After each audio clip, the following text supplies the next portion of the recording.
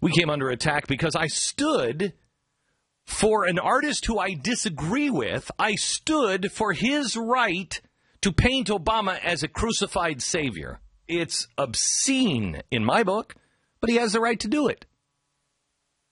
I had him on the TV show last night, and I want to play something that nobody in the media, because they're too busy smearing me, there's nobody in the media that will report this. I want you to listen to what this guy said as he was going into break. Now, he came on the show, and he expected to be maligned. He expected for me to tear him apart. I don't like his artwork, but I don't know him. But I also know the Constitution, and he has a right to do it. So I wanted to get to know him. I wanted to know what his artwork was. And I put his artwork down, and I said, I disagree with this one. I think this one's offensive. I think this one's obscene. This one I kind of agree with. Why are you doing it? At the end of this conversation, we went into break. He thought we were off the air, but we weren't. Listen to this part of the conversation. You know how you were 4 years ago? Yeah. Okay. No, I know that, but is that why you're here? Or are you here for an office? I believe in what I'm doing. Right, okay. And like I said, okay. So you are, I mean, as much as I'm making a point with the Obama and PP, I'm Yes. also not stupid. Right. I know that Michael Moore will tweet about that, and that will be talked about, and that will be good for my business. So you're doing the same thing. I believe in what I just did. It doesn't hurt. Yes, I believe in what I just did and what I'm doing. You believe in your work and what you're doing. Right. But it doesn't hurt. No. Right. Okay. Okay. Back in just a second. You are a very reasonable man. I am shocked. I'm so sorry. That's all right. Listen to that. I'm I'm shocked. Are you really? Listen to that. Yeah, well, you would be. He was shocked. You would be if all you knew about you were YouTube and reports on you in the Huffington Post or New York Times or whatever. You would be shocked. Now, let me ask you this. This is because it's a very fascinating thing. He expected me to tear him apart. Now, think of this. He expected me and my producers to be lying to him because my producer said, Glenn doesn't necessarily agree with your art, but he wants to have you on, and it's going to be a respectful conversation. He expected that he was walking into a booby trap, and they were lying. He was loaded for bear. Okay? I was loaded for bear, too, because I was expecting him to be dishonest. And my producer said, Glenn, I think he's fairly honest. Great. So I start to have this conversation with him. I'm not going to go down this road because I never do. I've never set a guest up, ever. If they're coming onto the show and they know that they're going to be, that I disagree with them, I tell them in advance, don't agree with you. Okay? He comes onto the show expecting me to have lied to him and then use him as, he expected to be a mouse and me to be the lion. All right. Think of this. Would you be friends with anyone? Would you invite them over to your house or would you go over to their house? If they were the kind of people that called you up one day and said, hey, I'm having a big Friday, I'm having a big party at my house, and I got a whole bunch of people, I've called everybody I know, and they're all coming over to the house, and we're just going to have fun and, eat and have dinner and stuff, and we're going to talk about things, but I've brought in, that guy that we all hate? Yeah. I'm going to bring him in, and I'm just going to rip him apart. I called him, and I told him, come on over, we're going to have some fun, we're just going to be friends. But I called him in, and he's going to come over to the house, and I'm just going to eviscerate him for 30 minutes. We're just going to just laugh at him. Would you ever be friends with that person? Would you ever trust that person? Would you ever like that person? At some point, would you feel sorry for the person that nobody in the room likes?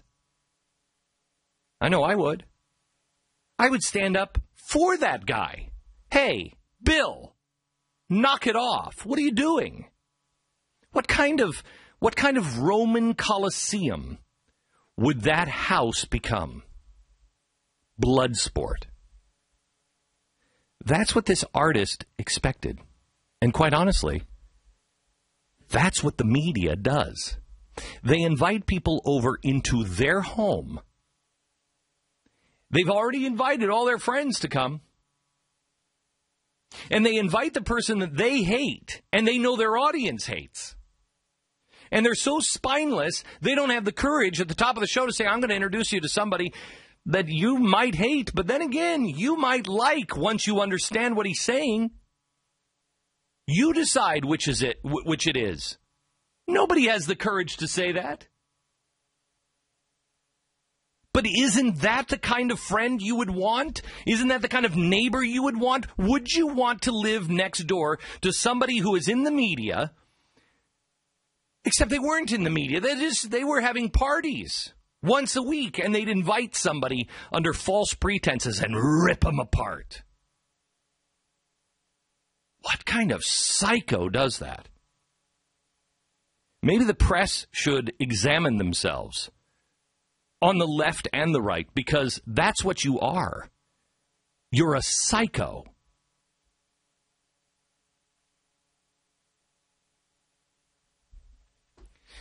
We try to understand that not only are we inviting guests into our home, but you have invited us as a guest in your home. The world doesn't revolve around 6:30 news time anymore.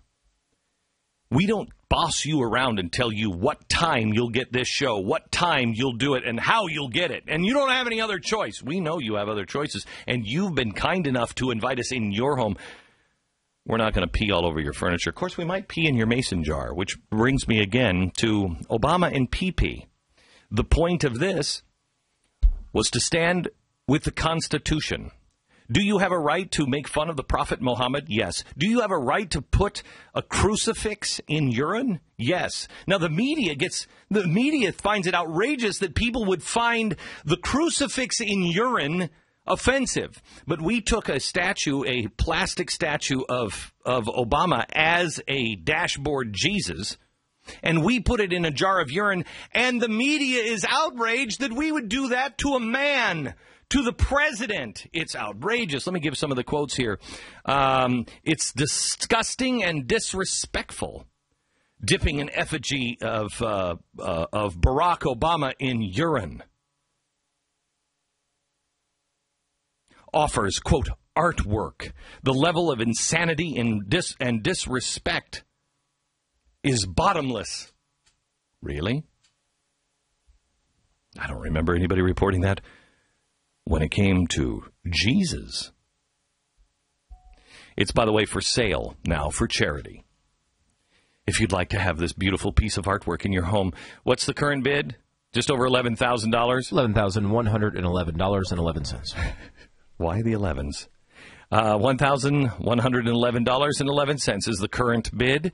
And you can bid now, put the amount of money that you are willing to do. It's all tax deductible. It all goes for charity. You can put that in the subject line.